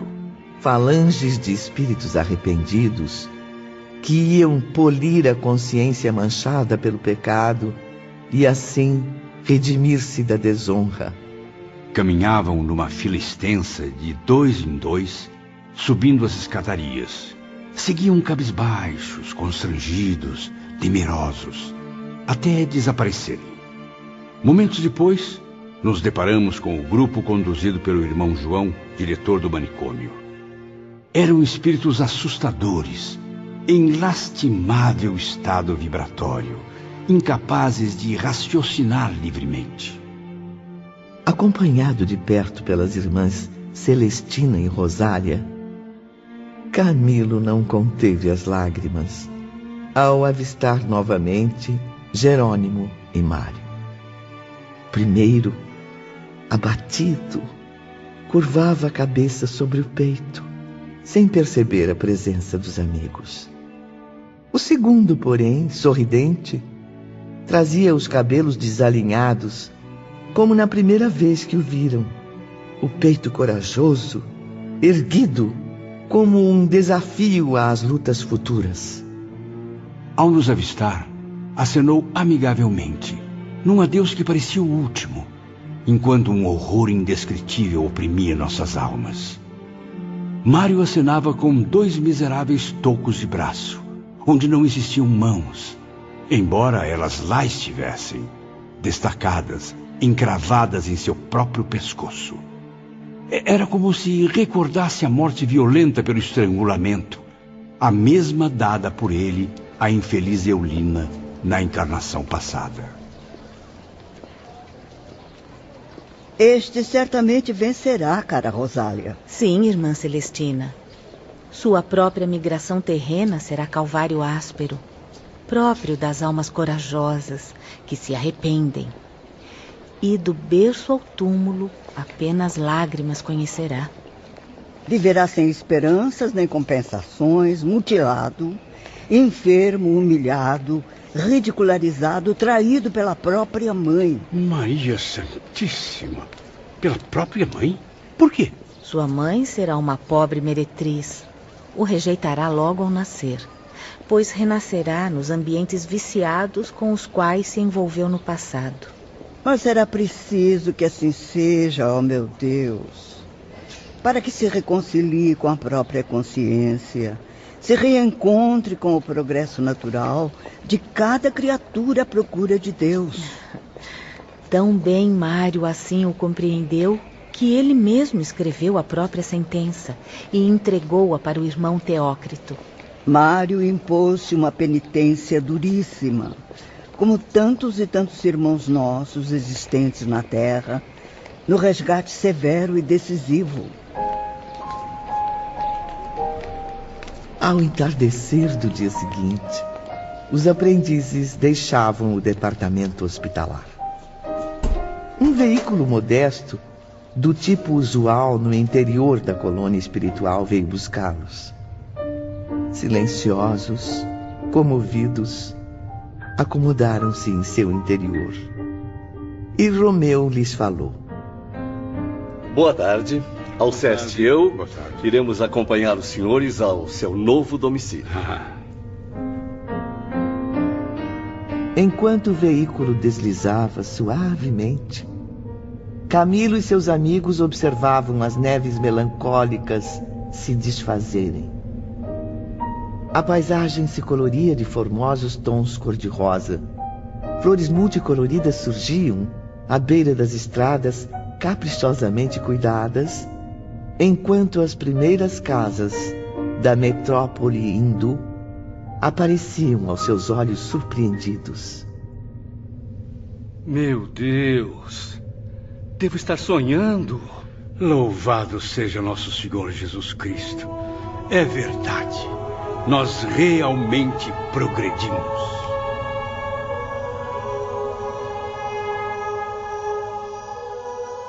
A primeira noite foi passada em clima de ansiedade e expectativa. Os aposentos tinham vista para o jardim e podia-se contemplar o vasto horizonte da metrópole, colorido de pavilhões graciosos, repleto de fragrâncias delicadas e flores viçosas. Mas que lugar maravilhoso é este, meus amigos? Ainda não sei, João. Tudo indica que gravitamos para uma cidade universitária. Enquanto passeavam, estendia-se uma paisagem amena e sedutora, rodeada de edifícios grandiosos. Avenidas imensas cruzavam-se entre arvoredos majestosos e lagos suavemente ondulados. Alceste, o que são aqueles pavilhões alinhados logo ali? São as academias, professor, onde deverão habilitar-se para as decisivas reformas pessoais. Reformas indispensáveis para mais tarde, depois da nova encarnação terrena, serem admitidos na verdadeira iniciação. Estou fascinado. Jamais contemplei tamanha superioridade, nem mesmo nos meus sonhos de homem encarnado. E, no entanto, Camilo, o que contempla não é nenhum privilégio. Apenas um grau acima do asilo hospitalar. Incrível. Iremos mesmo cursar estas escolas? Sim, meu caro João. Repare bem. À frente de cada edifício, um letreiro descreve o respectivo curso. Moral, filosofia, isso, ciência, psicologia, pedagogia, cosmogonia. E que disciplina é ministrada naquele último pavilhão à esquerda? Trata-se de um idioma novo, Belarmino. Mas que não será apenas uma língua a mais. Jamais será usada na Terra como capricho dos mais ricos. Futilidade de quem tiver recursos para comprar o privilégio de aprendê-la. Não. Este será o idioma definitivo, que há de estreitar futuramente as relações entre os homens e os espíritos. Mas de que maneira isso ocorrerá, Alceste? Removendo as barreiras da incompreensão entre os humanos e contribuindo para a confraternização idealizada por Jesus. Uma só pátria, uma só bandeira, um só pastor. A maioria dos médiuns brasileiros ainda desconhece esse idioma. Lembro-me de que se diziam impossibilitados de psicografar minhas obras nessa linguagem. O que, infelizmente, contribuirá para que o trabalho de sua reabilitação seja um tanto mais penoso, meu amigo. E tal idioma tem algum nome? Chama-se, tal como esta cidade, Esperança. Convém que o aprendam, para que ao reencarnarem, não se descuidem de exercitá-lo sobre a terra. O frescor matinal trazia um doce perfume. Os aprendizes haviam chegado na véspera, quando as estrelas começavam a brilhar, irradiando carícias luminosas. E Romeu anunciou o momento da despedida. Meus amigos, chegou o momento de nos despedirmos.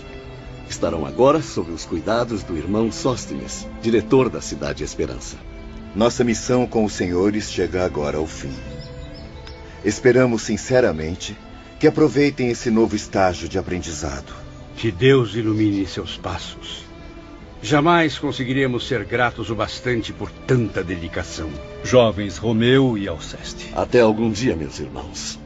Não estaremos separados. Vocês apenas mudaram de aposento dentro do mesmo lar espiritual. Afinal, o próprio universo infinito não é o lar de todas as criaturas de Deus?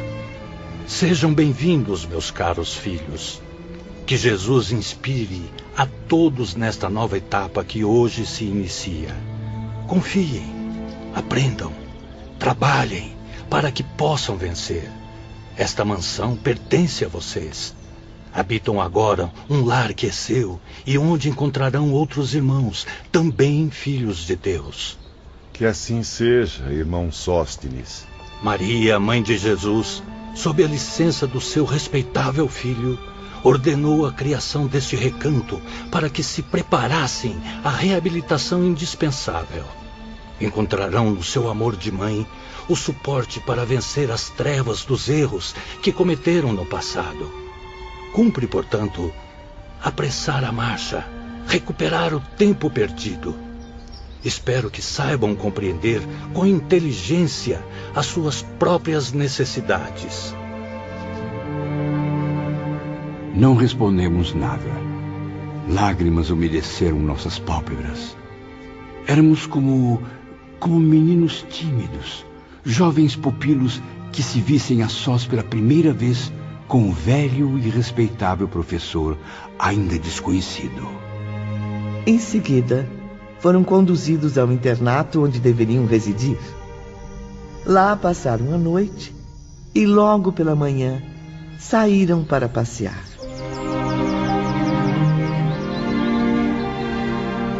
Aqui e ali, pelos parques que cercavam a cidade, encontrávamos turmas de alunos ouvindo seus instrutores sob a sombra suave de arvoredos frondosos. Aprendizes atentos e encantados, como teriam sido no passado, na Terra, os discípulos de Sócrates ou de Platão. Os iniciados do grande Pitágoras e os miseráveis da Galileia e da Judéia, os sofredores de Cafarnaum, embevecidos diante da magia da palavra do grande Mestre Jesus. Mulheres também transitavam pelas alamedas. Quem são aquelas senhoras que as acompanham, irmão Sóstenes? São vigilantes, meus amigos. Algumas um tanto severas, como Marie Nemier, a quem ainda conhecerão melhor, ou reservadas, como aquela jovem religiosa ali à esquerda, Vicência de Guzmán. Seria ela parente do nosso saudoso benfeitor Ramiro de Guzmán? Ela pertence à antiga ordem de São Francisco e é, sim, irmã de Ramiro de Guzmán. Trata-se de um espírito tão iluminado quanto o irmão. Absorvidos pela paz no ambiente, Camilo e os demais espíritos aprendizes continuavam a caminhar, observando a movimentação das ruas. Até que de mansinho, alguém tocou em meu ombro, produzindo em minha sensibilidade espiritual muita emoção. Bom dia, meus queridos irmãos. Bom dia. Bom dia. Doris e eu viemos convidar os senhores para uma reunião de honra. Na oportunidade serão apresentados aos seus novos mentores, aqueles que farão a sua educação definitiva. Eles serão seus guardiães. Zelarão pelos senhores paternalmente até que se concluam suas experiências renovadoras. Esta jovem dama, justamente a que havia me tocado, era uma menina loira e graciosa que andava pelas 15 primaveras, portadora de delicadeza incrível. Trajava-se, porém, curiosamente. Lembra-se, Camilo? Como esquecer, Ivone? Túnica branca presa por uma faixa, manto azul, ao estilo dos trajes gregos, e uma pequena grinalda de rosas minúsculas na cabeça. Parecia um anjo sem asas, Ivone. À primeira vista, pensei que fosse alucinação, um milagre para compensar as visões horríveis do Vale Sinistro. Meu nome é Rita de Cássia de Forjás Frazão. Que belo e imponente nome, minha jovem. Pertencia a uma família de portugueses aristocratas em minha última etapa terrena.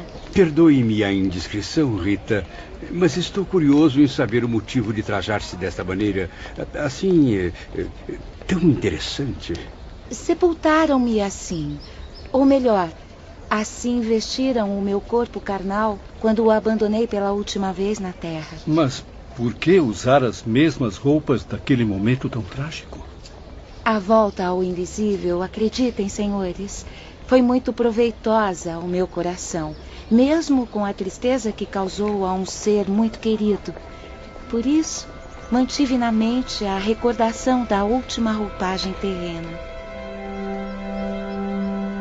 A segunda mulher, alta, também loira, deveria ter deixado o envoltório carnal não longe dos 50 anos. Simpática e atraente, estendeu a mão direita a Camilo gentilmente, apresentando-se a todos. Tenho certeza de que já ouviram falar de mim. Sou Doris Meristil da Costa e venho de uma existência terrena em que servi de mãe ao meu pobre Joel, seu amigo do departamento hospitalar. Mas que honra conhecer pessoalmente a nobre mãe do nosso estimado Joel. Respeitosamente, os aprendizes beijaram a mão daquela sábia senhora. Porém, o fizeram sinceramente. Na hora marcada, adentramos a sala de assembleias, situada na sede central do novo departamento, acompanhados por algumas irmãs vigilantes. A turma era extensa, contando cerca de 200 suicidas. Uma das maiores que a Cidade Esperança já havia recebido. Irmã Doris, é verdade que há um grande número de mulheres brasileiras no grupo? Sim, Camilo. E pertencentes a várias classes sociais da Terra. Estou admirado. Isso comprova as estatísticas, meu caro professor Belarmino. O número de suicídios de mulheres no Brasil é bem superior ao de Portugal. Venham, senhores. Irmão Sóstenes, nosso guardião-chefe, presidirá a reunião. Queridos irmãos, oremos ao Criador. À direita de Sóstenes, postava-se um ancião, cujas barbas brancas, descendo até a cintura, tornavam a sua figura profundamente venerável. Notou, Belarmino? Parece um daqueles patriarcas relatados nos livros sagrados. Lembra-me também a imagem de um faquir indiano. Repare naquele outro iniciado de perfil hindu, tão impressionante quanto o primeiro.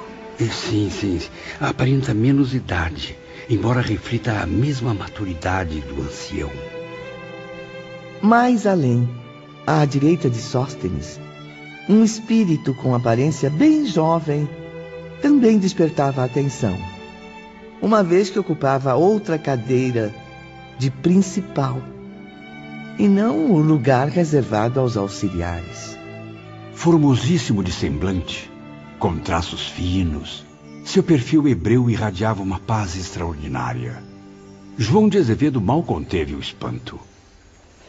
Não fosse a realidade diante dos meus olhos, suporia tratar-se de uma aparição, uma daquelas figuras fantásticas descritas nos livros orientais. Atenção! Iniciaremos agora a chamada. A um sinal da irmã Doris, os nomes dos pacientes, registrados no volumoso livro de matrícula, ressoavam um a um, na voz de um jovem auxiliar. Afrânio Marques da Costa. Presente. Ana Carmelita da Silva. Presente. Felisberto Aparecido Saldanha. Aqui, presente. Belarmino de Queiroz. Presente. Camilo Cândido Botelho. Presente. João de Azevedo. Presente. Ouvindo que nos chamavam, respondíamos timidamente, como colegiais acanhados, enquanto a reverberação do ambiente fazia nossos nomes repetirem-se mais além. Augusto de Moraes. Presente. Acácio Rodrigues. Presente. Antônio Roberto da Silva. A voz do assistente invadia salas e galerias, ecoando os nomes através das alamedas distantes, dos parques da cidade, para os perpetuarem, quem sabe. Souza. Presente. Maria Aparecida Silva. Presente. E Sóstenes explicou. Inicia-se, neste momento, uma nova fase em sua existência de espíritos criminosos, meus caros amigos. Dentre tantos enfermos desta colônia, foram os únicos a atingir condições indispensáveis ao aprendizado espiritual. Irmã Doris, por favor. Serão matriculados em nossas escolas, pois já apresentam desenvolvimento moral e mental para a aquisição de novos conhecimentos. Esclarecimentos que permitirão a vocês uma próxima reencarnação, capaz de reparar o grave erro que cometeram. Como já devem ter percebido, não são condenados imperdoáveis aos quais a lei universal aplicaria medidas extremas. Não. Deus não desprezará nenhum de vocês. Não serão lançados à eterna inferioridade do presente, ao abandono das angústias inconsoláveis da atualidade. Ao contrário, têm o direito de esperar muito da bondade divina, uma vez que a mesma lei estabelecida pelo Criador concederá a todos a possibilidade de recomeçar a experiência interrompida pelo suicídio. Contudo, nada conhecem da vida espiritual, e é urgente que a conheçam. Até agora, o aprendizado de vocês vem ocorrendo em zonas inferiores do mundo invisível, onde pouco têm aproveitado moralmente. Suas vibrações mentais ainda carregam traços de animalidade, estando sujeitas ao domínio das sensações. Há cerca de um século, porém, chegou a época de despertar a humanidade desse círculo vicioso, encaminhando-a para a alvorada da redenção com Jesus. Muitos de vocês, homens instruídos, inteligências lúcidas na sociedade terrena, desconhecem os mais rudimentares princípios de espiritualidade. E mais, chegam ao extremo de negá-los e combatê-los quando os descobrem moldando o caráter do próximo. Devem, por isso mesmo, iniciar conosco um curso de reeducação moral, mental e espiritual.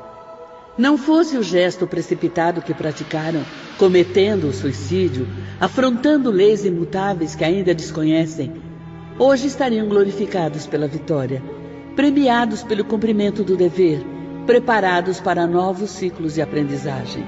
No entanto, o suicídio não trouxe a morte, porque a morte é ilusória neste universo regido por sábias leis.